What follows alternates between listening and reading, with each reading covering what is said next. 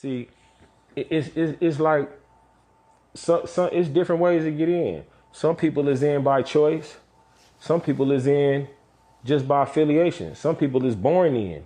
My situation wasn't a situation of where I turned because of my parents wasn't teaching me right or I was fucked up. It just came from me being popular in my neighborhood. It started off with Pop Warner football. You know what I'm saying? That camaraderie is serious. Like I said before, we play football in my city. So everything in San Diego is based around football first. So just that neighborhood got their football team. This neighborhood got our football team. Coincidentally, that neighborhood's Pop Warner football team is the color of their gang, and our Pop Warner football team is the color of my high school and my gang. My neighborhood is green. My mama been in the stand saying "Go Big Green" since I was 8 years old. So having pride for this color didn't come from being from the gang. You feel what I'm saying? So these cats on the other side, the other team, them not liking me, shit. At 9, y'all don't like each other on the football field, but at 15, you know, you don't have to say I'm gang banging and I want to be a gang member to be involved in some type of gang activity. All you got to do is have his girlfriend like you. And now you over here talking about I'm trying to go to school and play football, and this a motherfucker that done quit playing football. He want to gang bang now. Y'all getting into it over the girl, not over the gang. We see each other at the skating rink. I whoop his ass. His homies ain't gonna watch that. They jump on me. The homies that I grew up next door to and play football with, I can't say whether they gang members or not. I'm not gonna stop hanging with him because from age 12 to 13, he decided to be from football player to gang member. He's my homie. We at the skating rink. I get in, his homies jump on me, they homies jump on me. No matter what I say at that point, I'm from the gang. You feel me? I'm from the neighborhood, straight up. That's how I go. Shit. So, I was in day one, shit, without even involuntarily. You feel me? Damn, dude!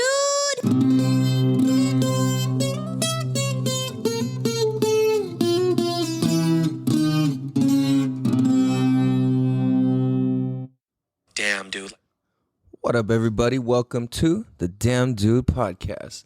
I just want to give a special shout out to Mitchy Slick. That was from an interview. I don't even know what it was from, but I was on his Instagram. So shout out to Mitchy Slick, at Mitchy Slick, wrong kind. You know what I'm saying? Just a legendary San Diego rapper, for those of you that don't know. But I'd like to say welcome to episode 54. Holy shit. Episode 54 of the Damn Dude podcast, where this is where we have the conversations that need to be had in a way that'll make you think and say, damn, dude. Damn, dude.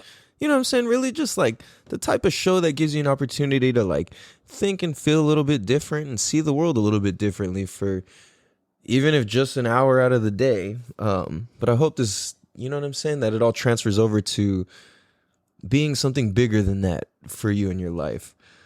The name of this episode, I think we're going to call it Real Gangsters Didn't Choose to Be Gangsters. And why am I even going there with this? I'm not a gangster. I was never a gangster. And I grew up around gangsters and was definitely around a lot of that life. I was on gang detail, and for gangs I was never a part of, by the cops and the feds and whatever. And I realized that, like, because I have a unique perspective where, like, white people will listen to me, meaning, like, old white people, and at the same time, like, people from the hood will still listen to me, too, because they can hear that what I'm saying is real. But because of my skin tone and the way that I talk and I look and I is relatively safe for some people, you know, I mean, for people. So, like, I feel like I'm able to interpret a very missing middle ground of understanding for people when it comes to street life and doing what everyday society people think is the right thing. And, like, people don't understand joining gangs. People don't understand why. People don't even understand what gangs are. And I think it's crazy that there's such a big misunderstanding of why people join gangs. And this is what blows my mind too, is like, there's hella gangsters out here who I don't consider real gangsters. I consider them like, because I mean, they're equally as down, but they don't, like, they have no guidance. They have no real big homies. So like, what happens when that happens is you've got people banging for no reason or the wrong reason. And if you want to be a gangster to be a gangster, you're already doing it wrong. You don't choose to be a gangster. Like, it's something you do. It's a means of survival. Damn, dude. It's something that you do to team up with your homies because you guys are getting picked on. And it's like, yo, we're not standing for this shit. And, you know, it's like if you take that Mitchy Slick interview and you listen to what he's saying, and it's like, nah, it's not even about, it wasn't, I mean, this is my own words of it, but it's like, it's not even about joining a gang. Like, it wasn't a choice to join a gang. It was like, well, shit, my homies who grew up over here, they decided to stop fucking, you know, playing football, riding bikes, riding skateboards, whatever, the basketball, whatever their sport is. And this, you know what I'm saying? Like, they're doing this now. And like, I look at it, and specifically in my town, it's like growing up in Mira Mesa, California. Oops, wrong button. Oops. I know Mira Mesa. There you go. Growing up in Mira Mesa, was like, there was Asian gangs in my town. I came up in the 90s and early thousands, was like really my time, like in the streets, running around, like being a little knucklehead, all that shit. Like, that was really my era. And growing up in an Asian town, Asian gangs were put together as a means of protection. And people weren't joining gangs to join a gang to be cool. It had nothing to do with being cool. It was just about like being able to survive and hang, you know? Oh, sorry. Gotta move my light here. I realize I'm kind of like, my lighting's bad because I keep doing different stuff with my setup here. So I'm trying to like figure it out as I get new furniture and equipment and whatnot. So we're figuring it out. It's all good. Anyway, it was a means of survival and protection. You know, it's like if you're physically smaller than some of the other kids at school and like, damn, we need to band together. Like, we come from the same country. We speak the same language. Like, both of our parents don't speak English. Barely we speak English. Like, we need to fucking team up. And to me, that makes a lot of sense. Like, why would you not go with like people who speak the same language, are of the same culture, and all of that? You know what I mean? It's like automatically kind of easier. So with that being said, like, I get why gangs formed in my town. And it was the same thing. It was like, I remember Mexicans came in and there was like, there wasn't a lot of them. They had to form together, especially the Mexican gangsters who were real gangsters at the school and around the neighborhood. Like, they weren't on some trying to be cool type of shit. It was more like yo, like, we need to look out for each other. You know what I'm saying? Like, nobody else here speaking our language. And, you know, it was kind of weird because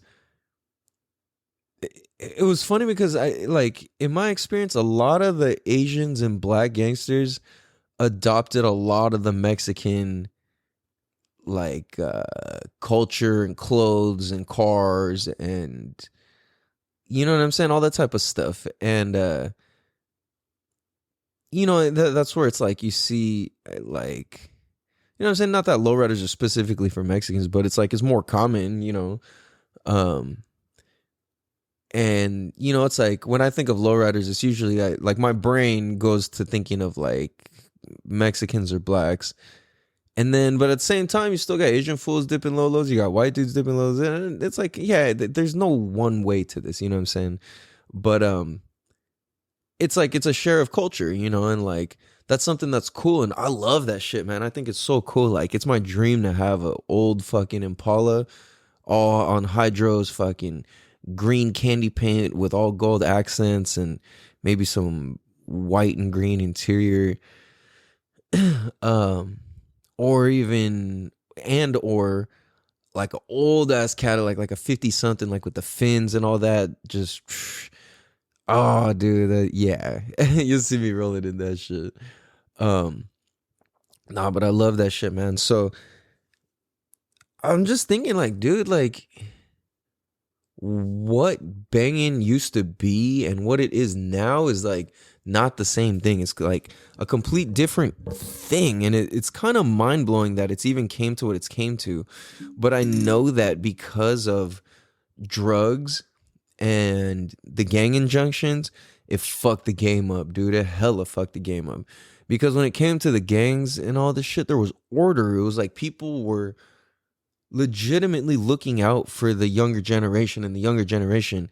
Then I remember fools started tweaking, and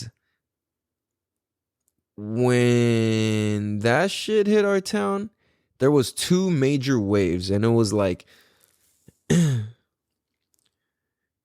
was this wave of people who was slightly older than me, and then this wave of younger people who were like slightly younger than me, and it was like people who were like 3 to 5 years older than me and people who were 3 to 5 years younger than me all got. It was like, and specifically these older fools influenced the younger ones, and it was like it was a whole circle, and I saw this shit go around, and I seen it, and I'm like, fuck, dude, like older cats were introducing like a gang of the little homies to all these crazy drugs, and it was like, damn, like I can remember, when was it, like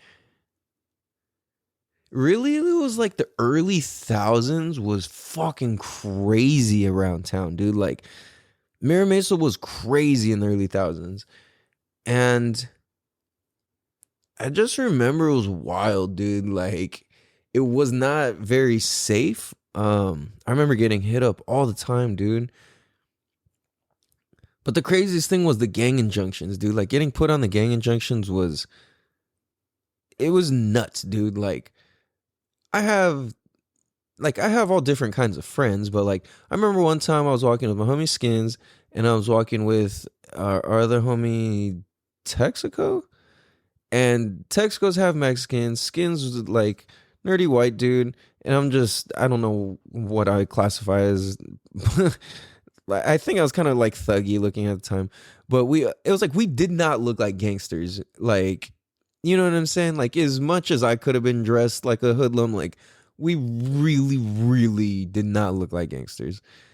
It just so happened though, we all happened to be wearing blue shirts, and the cops drove by. We're on our way to our homie Jigga's house, and we get stopped like just several houses down from Jigga's house, and we're there like.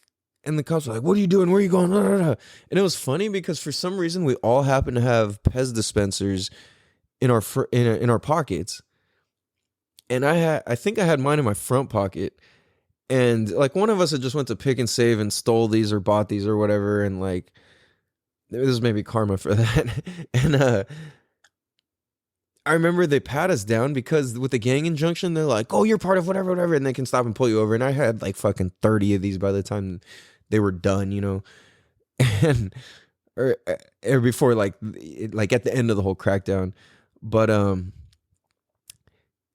we were just like laughing, like really, like we're a gang, like okay, what the fuck, you know? I mean, we didn't say it, but it was just, that's what we were thinking, you know. And I was like, what the fuck, like. Sure, dude. But they're patting us down. I remember they check and they're like, "What is this, your crack pipe?" And I mean, like, yeah, like our little group, we would like smoke some weed and drink some alcohol, but nobody was like doing crack or meth or anything crazy. Not at that point, anyways. Some of the other people did, but that was later on. But we were just like, what the fuck, like, dude, nah. And they're like, "What is this?" And they're all like assuming, like very assumingly, like, "Oh yeah, your crack pipe. Wait till you know." And they pull it out. And they're like, what the?" And I was like, "Yeah, bro, it's literally Pez dispenser." He opens it and Pez comes out. I'm like, "Yeah, you want one?" Like, what the fuck? And I remember we had our group, our homegirl Michelle had this digital camera, and we just would like like a different person would take the camera for the day and just take whatever pictures, and then at the end of the day they would upload it to like an Angel Fire site or some shit, and then so we had all these pictures, and it's like, and whoever would take the camera, and so it's funny because you don't know who was gonna take pictures of what, and there was always something crazy, but we got through the whole thing, and I remember this funny too. In my wallet, I had pictures of like me and my girlfriend, or I had different pictures of like my friends and their girlfriends or whatever. But it's basically just like a whole thing of like Asian girls, like so. Let me describe this a little bit for those of you who don't know what I'm talking about. Back in the day, like in your wallet, it was a popular thing to have these like plastic inserts in your wallet. It came with the wallet, where it was like a little mini picture book. Like it was like sleeves where you put like school photos, like little like what would be that, like 2x4, I guess, size photos. And you slide it in and you have this whole little booklet of photos in your wallet. So like whenever you open your wallet, you see all the pictures. It's like, I didn't realize that's not even a thing anymore. That's funny. So so he flips through my booklet and it's just like all these cute Asian girls. And he's like, what the? And he just assumingly, like, I'm half Chinese, and he's just like, how do you? And it was funny because he was legit like impressed too, and that's not like all, oh, these are my girls, it was just like friends and whatever. And he's just, he's like he's a white dude, and he's like, he's like, well, no, hold on, really, like he pulled me aside, he's like, really, like as a white guy, like how do you get into like meeting all these Asian girls? How do you get cool with them? Like how do you meet them? I'm like, I looked at it, I was like, damn, dude. For reals, bro. Like, what the fuck? I was just like, bro, like, and I'm not trying to give this dude information about myself, so I was just like, oh man, I'm just good like that. He's like, no, come on, man. And I was like, I don't know, bro. I didn't say bro at the time. That's so funny. I have to keep saying that because back in the day, I would never say bro. Like old me would never say bro. Like, yeah, I don't know. It was fool all the time. I feel like I said that to adults. I don't know, man. I'm really not sure. Anyway, because I wasn't like, sir, ma'am. I might have easily called these fools. Anyway, so by the end of this whole thing, if I'm not mistaken, we had all just spent the night at Skins' house and we're walking from Skins' to Jigga's, I want to say. And it's like, it's a relatively far walk, but it was like literally right when we get to the like 3-4 houses down, we get pulled over. And so the cops find out that we're just like innocent knuckleheads in this moment, I should say.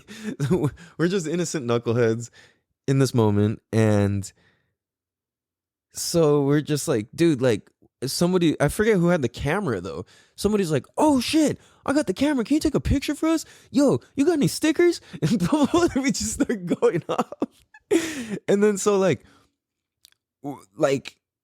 us three specifically, it was like, we're all really weird in our own way. Like, and together it was just, it was never really just us three. So that moment, it was really like extra crazy and weird because we're all hyped to like hang out. Like, oh, yeah. So we were just on some weird shit. And the homie Texaco, he's the type where he was just loud as fuck and just says whatever the fuck weird ass shit. So like, just like, what? Hey, you got any stickers? Bucket? What? Bucket? Hey. He's always just say bucket. And he was always dancing. I don't know why. He claims he never did it and doesn't remember. It was weird. But anyway, it was pretty cool. So we end up getting stickers, like police badge stickers from these fools. And then and then we got a picture with all of us on our hands on the cop car, looking at the car, looking all tough and shit. But and I think one of the cops is like arresting us too. And I think the picture's gone forever. Unfortunately, that picture is probably one of the coolest pictures I've ever taken as a kid. Like, but um, anyway, back to my whole point is like, dude, like this gang injunction shit was serious. Like for us three to just get stopped and pulled over like that and searched down and all of that, it's like, damn, shit was hot. So it's kind of funny because I think back and like it's gangbanging is so different, dude, and just kind of like what would you even call it? Like colors and logos and all of that, and like what all that shit means and represents. It all is like such a different. Oh shit! Oh, my headphones are tweaking out.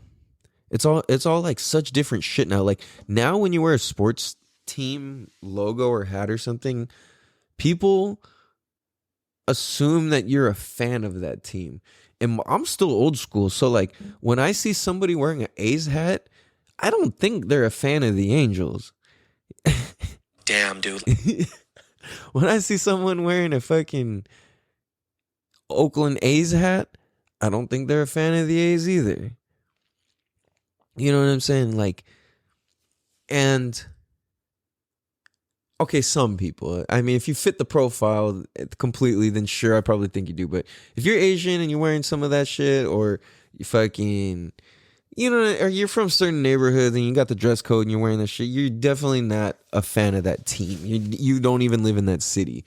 You know what I'm saying? That's that letter on your hat, your whatever, is representing something else completely different. Like, it's no coincidence fools from neighborhood wear New York hats. That's like, you know what I'm saying? That's neighborhood. Like, they're not New York Yankees fans. You know what I'm saying? Like, and so that's what trips me out now is like, now people wear fucking different hats and logos around, like, just representing it as a team. And I'm like, what the fuck? Like, do you not understand how this will get your ass beaten when as soon as you just cross those tracks or that side of the freeway or whatever? Like, damn, you know?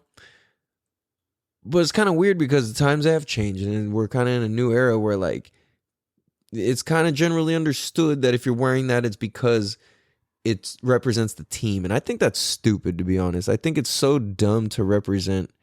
I don't think it's so dumb, but I mean, like, I think it's not that tight, I should say. That's what I'm trying to say. It's not that tight to just represent, to rock a team logo that you have nothing to do with.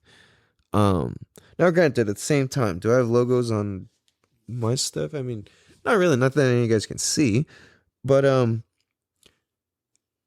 not representing it like, oh, I bought this to represent this logo. It's like, no, I bought these shorts. Yeah, they're LRG shorts, but I like them because they got fucking lions and flowers and fucking hummingbirds. So I think they're pretty fucking dope. But you know what I'm saying? And I like what the company stands for and the whole thing. You know what I'm saying? So yeah, that's tight. But I'm not wearing it for that. That's just a bonus. I just like them because they look cool. So it's like, okay, do you really think the sports team logo looks that cool? Because this is where it gets me. It's like, all right, if you were born in a different city, that means you just think that logo's not cool anymore. Damn, dude. You know what I mean? Like that's really weird. So it's like, okay, you're that easily trainable. So that just means if you were from LA, then that means you like that logo now. But now because you're from San Diego, you know you can't like that logo. You know, it's like, it's really weird because people have made it mean something else. But at the same time, like, there's still people that read things differently. You know what I'm saying? Like, if you're walking around with a big ass A on your head or a big ass C on your head or a big ass B, or, you know what I'm saying? Or you're wearing British Knights or you're like Calvin Klein's just in the right way, you know, it's like, nah, dude, that says something different. Like, so for me, it's funny because I rock a fucking, was it Cal State with the California Bears, like the blue and yellow team. People always, like, whenever I wear that hat, people be like, "Go Cal," and I'm like, "Hell yeah!" I was like, "Oh yeah, that's my name." Like, and it's like half the time people just assume. So when they assume, I'm just like, yeah, like I'm celebrating me too, you know, like this is cool. But I wear the cow hat because it's literally my name, and I'm wearing it to represent myself, not the team. You know what I'm saying? It just so happens that is a team. It's like that team could be from anywhere, but I'm going to rock it because of what it is. And it's like, if you're from that culture, then you read hats and logos and shit like that differently, which is a trip, because it's so hard for me to like untrain my brain from seeing shit in this like attack, survival, safety sort of thing. You know what I'm saying? It's like, oh shit, I can't wear this here. Fuck, where am I going today? Oh, I can't wear this over there. And it's like, it's good to have that awareness because that's street smarts. But at the same time, it's like, I'm not banging. That's not what I'm doing. You know, it's like, I know a little bit of everybody. I'm not fucking infiltrating. I'm not snitching. I'm not doing nothing. I'm not playing both sides. It's like, just like in the beginning in that Mitchy interview, it's like, yo, like, there's fools from this side and there's fools from it's like we have homies who grew up, and then once they stopped playing sports, they started doing some different shit. And it's like, you know, and meet people who were there from before that shit, and you guys were tight, and you guys survived bullies together, and they grew up and joined the other side. And it's like, you know what? I still got too much love for you to fucking, we have too much respect for each other to fucking just let that go because he joined those people for his own safety. You know what I'm saying? So, yeah, we're going to take a quick break right here, and we're going to be right back. Damn, dude. What up, everybody? I'm your host, California Cal. and welcome back. So, you know, it really is. It's like real gangsters didn't choose to be gangsters. They didn't choose to join a gang. You know what I'm saying? There's people who are gangsters who did choose to join the gang on purpose to join a gang. Okay, yeah, that's not what I'm talking about. They're like, you get what I'm saying? Like, real gangsters, it wasn't an option. You know what I'm saying? Real gangbanging is not an option. When you're really in the street, it's not an option. You have no other options. That's why you're doing those things.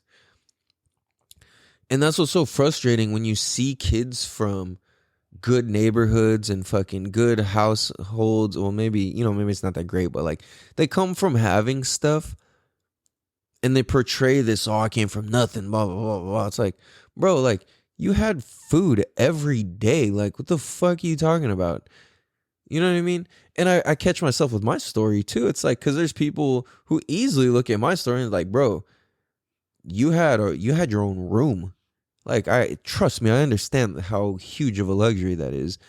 And at the same time, I had it rough in different ways where other people would definitely never understand or ever be able to relate. At the same time, those struggles. So it's like everybody can relate to that. So that's why I don't ever feel like let me correct what I had just said. I don't really feel like nobody can ever relate, because everybody can relate to pain and everybody can relate to emotions and feelings, as far as I know. So, yeah, I just sidetracked myself with that. Oh yeah, but like, if you're really running the streets, it's not because you want to, it's because you have to. And yeah, that's what I was saying. Is like, that's what's annoying about kids who put it on and try to do that and try to portray this image and these things. You see these kids with all these face tats and all this shit, and it's like, and throwing up gang signs and shit. It's like, bro, like, you literally do not even understand what this shit means. Like, people literally think being a gangster is throwing up gang signs. They think it's a certain type of fashion in your clothing. They think it's this certain type of like swag you walk with and talk with and act like. They think it's showing money. They think it's showing guns. They think it's all these things. So they buy all these accessories and all these items to portray that. And it's like, dude, like, that does not make you gangster. or tough. It's like the only reason you would be it's like if you think about where did showing a gun in a picture come from. I mean, I'm sure we can go way, way, way back to like fucking soldier days and shit like that and military and all that. But it's like we're talking about gangsters, which is a form of all of that shit. You know, it's just another division of a group of people. But you got to look at like, why do people come together? You know, people come together over something good, usually in the first place. You know, shit gets diluted and watered down, and that's where we're at with gangbanging now. But like, you know, there's still people who are really keeping it, who are really down, and people who are really like playing by the rules still, because the real rules of gangbanging is not this wild shit. Random people aren't getting hurt on real gangbang rules. You know what I'm saying? It wasn't even called gangbanging back then. It wasn't even called banging. That wasn't even a term. You know what I'm saying? That didn't even come out till later. So it's like, if you think of why you'd have a gun in a picture, is because you had it on you. And it was to send a message to the other people like, hey, don't fuck with me. Because look, we're ready.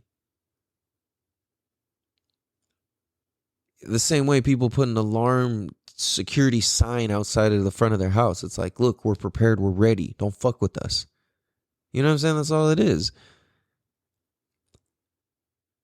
Now, this is where kids got it all fucking twisted. Even adults are like, motherfuckers who start banging after fucking 25 years old. Like, nah, like that doesn't even make sense. You know what I'm saying? Or maybe I should say 26, 27. Like, maybe if you're really misguided. But like, you got motherfuckers who started doing this shit as adults too. And that shit's just weird. Because people don't understand what it is. And they get in to this whole weird thing, getting over their head. You see every rapper's a gangster. Like, Chris Brown's a blood. Like, all this stuff. It's like, how? Like, where did you come from? Like, and from the story, you know, it's like Soulja Boy's a blood. Like, all these, like, how did you guys become bloods? You know what I'm saying? It's like, I remember when Lil Wayne came to the hood and did a song with Mitchy Slick. And I remember, like, in that video, he looked terrified. But I remember what happened was, it was like, I remember the controversy that went around with that. It was like, I remember even Mitchy Slick, a lot of talk was like, yo, like, Mitchy let him come through. Like, what the fuck? Like, what's this about, you know? And it confused a lot of people, because I think Lil Wayne was claiming to be a blood at this time. And it was just like, the fuck? Like, people were like tripping about it, and it was real, you know? But it, like I said, it's changed. It's like, it turned into this glorified thing when the reality of it was about survival. Like, literally sagging your pants is because you couldn't afford pants. I had the baggiest pants. I remember I was sagging in 3rd, 4th grade. Coincidentally, I happened to meet Gangsters in 3rd, 4th grade for the first time too. And I remember I was wearing my fucking dad and uncle and grandpa's clothes, like, on some real shit. And my pants were so big, I would fold them around me twice. I would fucking throw either a rope, a shoelace, a belt, whatever the fuck I had around that shit. And I would go to school, and I had these huge fucking, like, they look like samurai pants, like, basically like a kimono or whatever, like the dude version is, because it was like all tight at the top and all flared out at the bottom. And I had this fucking big ass disco shirt, and I've told the story, but like, you know, it's like, dude, my pants weren't sagging because I wanted to. I wasn't sagging my pants because I thought it was cool. I was sagging my pants because the motherfuckers didn't fit. You know what I'm saying? Damn, dude. And it's like, whoa, this is where it gets twisted. It's like, because you see people who will go and buy $400 jeans that don't fit, and to wear them wrong on purpose.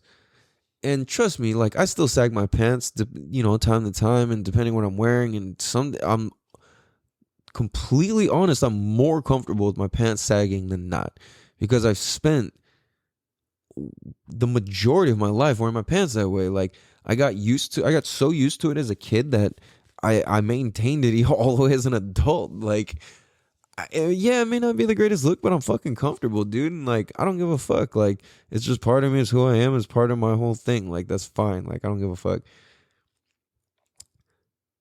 Now, you do see me in like better fitting clothes these days, but you know, still, it shows a little bit. You know, it's like people who recognize, like people who come from the street can recognize when other people are from the street. You don't really have to do or say anything specific. It's just kind of in the perspective and the language, and like that's why I don't feel nervous to talk about this shit, or like, oh, like, yeah, I'm living in fucking Poway, I'm not in the hood, but it's like shit goes down, and I've seen shit, and I'm from some shit, and that doesn't mean I've lost touch. Don't ever get that twisted. You know what I mean? Like, never that. So I understand how shit goes when it comes to the streets and all of this, and people recognize it. And I'm never going to claim to be anything that I'm not, or speak on shit that I wasn't really there for, or lived through, or experienced. Or if it is some shit that I haven't, then I'm going to tell you that I haven't, you know? So it's just a trip, dude. Like, I remember growing up, like, literally seeing people getting beat up over their shirt color. And people who had nothing to do with gangbanging. Like, I remember seeing people who came from fucking, like, you know, like if you were square and you participated in like Spirit Week or some shit like that, and you weren't like a cheerleader or athlete, then it was really fucking weird for you to do that. Yeah, at our school anyway, at this time. And I remember seeing somebody get beat up because they had a fucking red shirt and they were part of like color guard or shit. I don't know what the fuck. Like, you know, so just one of those nerdy things. And like, I'm just like, damn, this one got beat up over that. Like, he's literally just walking home. Like, hey, what the fuck you got on all that red for? Blah, blah, blah, blah. So, slide, blah, blah, blah. And it's like, whoa, like, but see, that's when I was like, nah, man, because I had a lot of offers to join different sets and this and that and whatever. And like I said, I knew a lot of people. And at the same time, I'm just like, nah, once I started seeing that, I was like, something's going wrong in the game here. Because everything I knew coming up, it was like, it was the first generation of a lot of gangs when I was coming around. Like, I saw the first to the second to the third, fourth, fifth, sixth. And like, I just see these things grow, and or chapters, or, you know, different cliques, however you want to call them. And for, you know, it depends. But, you see these go on, and it's like, yo, once certain big homies either died, got life, or got shipped away and got really, really put on them injunctions, it changed. It changed everything, dude. Like, shit was not the same after that. Like, because that's when drugs started coming in, and that's when fucking people started just doing what they wanted. And shit got out of control, dude. In San Diego, Mira Mesa, and down south, southeast, east side, all that, even on the west side. Dude, Little Italy, like, I'm talking back in the day, Chicano Park, like, bruh, like Chula Vista, East Lake. Like, back when the shit was cracking. It was no joke, dude. Like, go down through fucking PH back in the 90s. Like, no way, dude. You know what I'm saying? You mob through Nasty City. Hell no, back in the day, dude. If you're not from there, don't go there. Like, even in the early thousands, is like, I didn't have much business being there, but it was like, you know, my girl lived there and her family is there and shit. Or, I mean, her family's from there and she's from there. And I'm just like, all right, like, let's go eat these tacos, you know, let's go see your auntie, whatever. And I'm just like, fuck, man. So, you know what I'm saying? So that's how I started coming around Southeast in the first place. But shit, Mira Mesa, I was just always out in the street. Like, I was probably one of the most outdoor kids,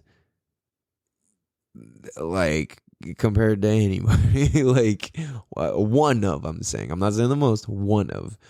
I was constantly outside.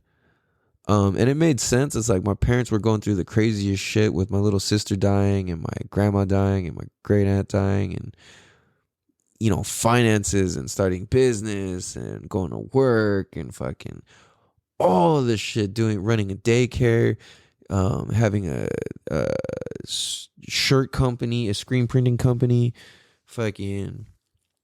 My parents were doing a little bit of everything, dude. Selling fucking phone service for a little bit, doing fucking whatever, dude. Like, my parents were on their hustle, It was like, it was hard though, because they invested into a house. They didn't rent, so it was like, yeah, all the money went to the house. So we were poor towards an investment. So it's kind of interesting because it's like, yeah, we didn't have shit. There was times where I was pretty damn hungry and whatever, and like I didn't get what I wanted and whatever. And at the same time, like, I don't know, man. It was weird. Like, it was tough because we often didn't have anything but for a good reason. You know what I'm saying? It was like long term, hella long term. Like, that foresight is crazy to me, to have that long term foresight like that young, and to make that decision in your early 20s. Like, that's a big fucking deal to do when you're like fucking 20 years old. That's crazy, man. That's a lot of responsibility. That's super responsible.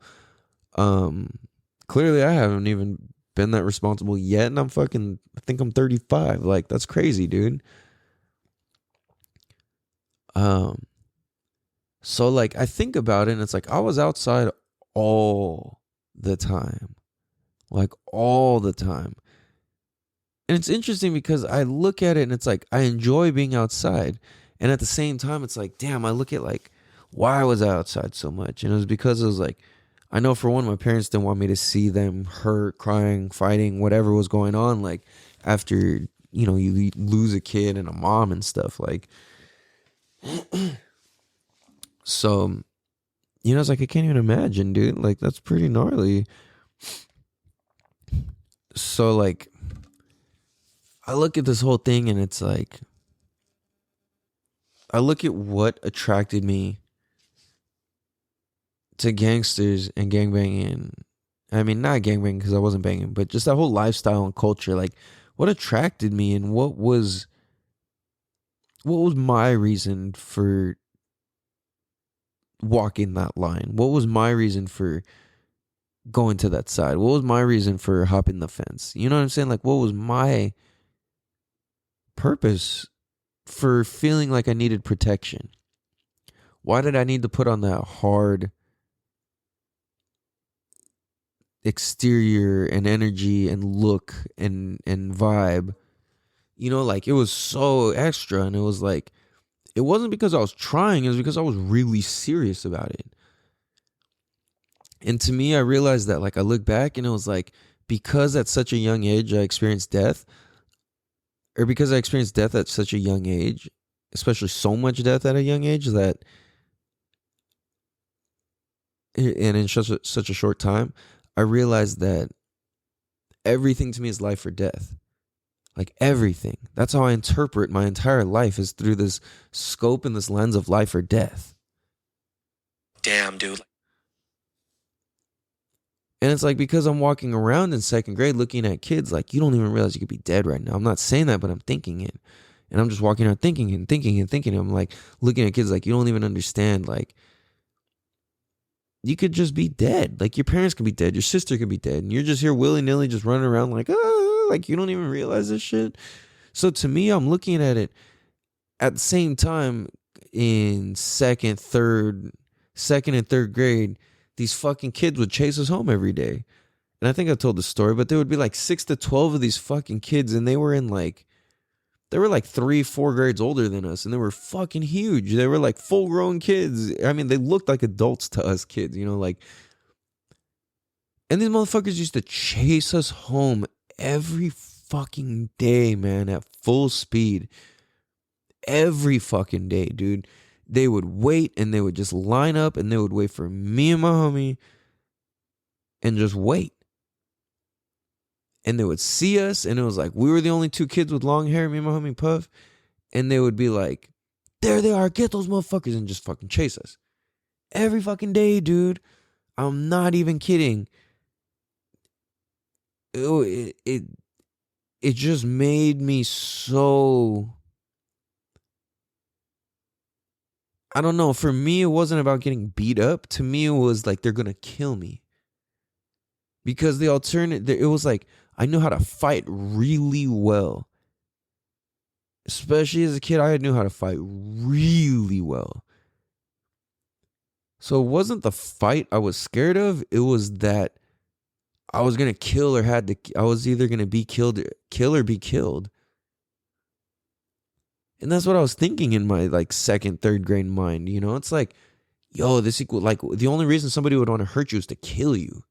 That's the only reason I'm out to hurt somebody is to kill them, to defend myself, to protect myself. And these fucking guys would just chase us, and it's like, I don't know what they were thinking. They were probably just chasing us just because we would run, you know? Like, finally, man, like, enough was enough, dude. Like, we were so fucking sick of it, dude. It got to the point where it's like people weren't even believing our story anymore because it just didn't seem real that these people would actually these kids would chase us home as much as they were. And they were just talking mad shit the whole time, too. And there's this one motherfucker with this bowl haircut and big fucking jack-o'-lantern looking face. I'll never remember. I'll never forget this kid's fucking face, dude. I don't even know. He's such a fucking asshole, dude. But with this bowl haircut and the whole fucking thing, dude. But there was a gang of these fools. I just remember tall kids, short kids meeting because all these fools just running at us, man. And I remember one day, dude, enough was enough, and it was like, I'm gonna fucking rock all these motherfuckers. I don't give a fuck if I go down. Like, I learned to talk this type of shit from my homie Will years later. But if I could have said this at the time, I would have. Some sort of shit like, kind of what I was. Let me say this. More what I was thinking was kind of like something my homie Will told me several years back, which was, when several people were going to fight him, he had to fight several people. He's like, yo, look, like, yeah, look. He's like, yeah, there's hella you guys here. You guys are probably going to win this fight, but just know at least 2 or 3 of you motherfuckers are coming to the hospital with me. And, it's like, that's kind of what the way I started seeing is like, yo, at least 2 or 3 of you motherfuckers are going in the dirt with me. So I fucking stopped and I was ready to kill these fucking kids, dude. And I was in like 3rd grade, maybe. I don't know if I was in 4th grade. I think I was still in 3rd grade.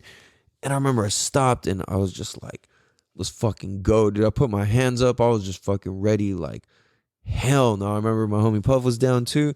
She's like, nah, hell no. I do. Straight up, we felt like I remember feeling like the 3 ninjas, dude. I don't remember my homie Gerald was there, but like, that fool didn't even speak English for hella long and didn't even know what was going on half the time. So we were just like, yo, like, like I said, I don't remember if he was there now, but it felt like that type of camaraderie, you know what I'm saying? Like, yo, we're gonna fuck these fools up. And they fucking finally stopped chasing us and kind of like got scared. And we were like, looked at each other like, yo, like, the fuck? Like, all right, like, no, like, what's up, homie? Start woofing at these fools. And then they never chased us again. Never from that day. They would look at us and it would be like, we would just kind of like, fucking like muscle up on them, you know what I'm saying? And they wouldn't do anything. But I remember, dude, after that is when I started like seeing how the gangsters moved and act, and they didn't do all that running.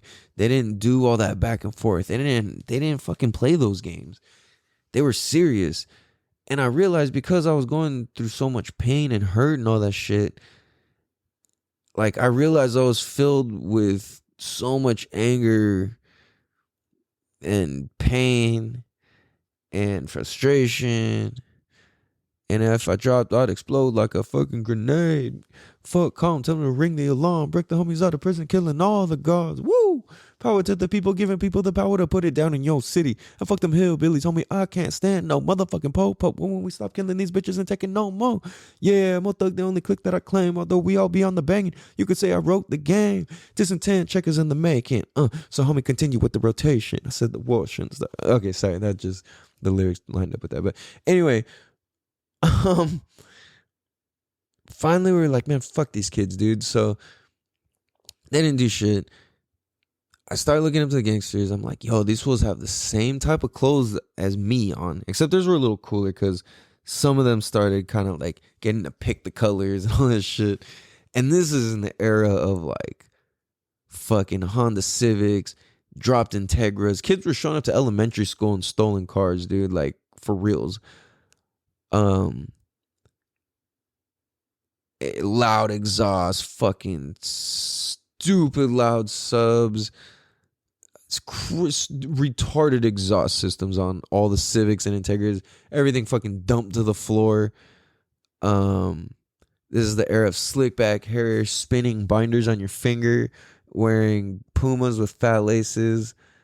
Puma was the choice of shoe at that time. If you had green ones, those ones went hard, especially green and blue were green didn't get assigned to like a specific set or anything, but I remember a bunch of the Crips would wear those, and they just looked so fucking hard. And letter buckles, hella kids had those, or you had the fucking Acura or Honda buckles on your fucking backpack or whatever. That carried into junior high too. What else? Dyed hair was almost the thing. Shit was just crazy, dude. It's like you could be walking around wherever and just like, hey, where you from, homie? And it was like, that was just a common ass thing, dude. And like, when somebody rolls up on you and asks where you're from, they're not actually asking where you're from. So for those of you that don't understand, just say, nah, like, I don't bang, but I'm with the shit. Say that. You know what I'm saying? I represent me. Some shit like that. You know what I'm saying? You can't be corny when somebody fucking comes at you. You can't stutter. You got to spit one of those fucking lines out quick, because otherwise they're going to keep interrogating you. And that fucking guy like that is not the one you want interrogating you. Same thing when you get the fucking hella, the weird eye essay who rolls up on you like, hey, homie, that's a nice bike, fool. What type of bike is that? Or even like, hey, homie, that's a cool ass skateboard, fool. Like, where you get that skateboard? Do the wheels spin fast, fool? Can I try that out? Hey, let me try that out real quick, fool. Hey, you got a cell phone? Hey, let me use your cell phone real quick. I just gotta call my tío real quick. And it's like, nah, like I ain't giving you none of my shit, dude. Like, you're about to be running so damn fast that, like, nah, bro. Oh shit. Oh man. Nah, but just to wrap this up, is one thing that I've learned is real gangsters. Real gangsters. Not these show gangsters, not these people who don't play by the rules gangsters. Real G's. Motherfuckers who are really, really about it. Like, who get the rules and respect the rules. I've learned that they have some of the biggest hearts and are some of the kindest, most generous, and creative people to ever exist. On some real shit, you don't need to be scared of real gangsters. Those fucking weirdos, yeah, they might bother you. You know, those are the ones you gotta like, that usually need some fucking type of tough lessons to learn some shit, unfortunately. And at the same time, just do your best to stay away. You know what I'm saying? Mind your business. And, you know, real gangsters aren't going to fuck with you if you aren't part of that shit. If you're not fucking with it, if you're not banging, like, you're safe. You know what I'm saying? Because the rules are the rules, and the rules are in place, and the real people of the streets understand and play by that shit. And it's respected, and it goes deep. So that's why I wanted to make this episode, to kind of just put some understanding and put some clarity onto what it is. And it's like, a lot of times you grow up and your homies turn into things, and it's like, all right, well shit, they protected you, now you just happen to fucking be part of that, you know? Like, same thing, it's like, shit, damn, that fool's girl liked me, so now this, and it's just like, fuck, dude, you know what I'm saying? Like, and the same shit, we used to be at the ice rink, at the fucking ice arena, skating there and shit, you know. It's like fucking trying to hold hands and slow dance and all this shit with all the girls on ice skates and all that shit. The dream was to pull a fucking girl into the side of the what is it, where the teams sit, where it was dark, and hopefully get to fucking talk to her and whatever, get a number, and some old school shit, you know what I'm saying? But yeah, man, it's late as fuck, and I gotta wake up early as fuck. So yeah, dude.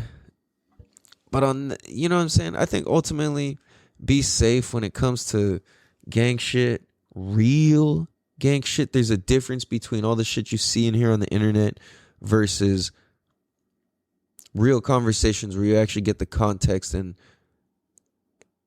it's like you really are able to recognize this shit. You know what I'm saying? It's not just people just trying to pick on you or be trolls or fucking act stupid. Like, when you really listen, you really understand, you know? And it's like, it goes both ways.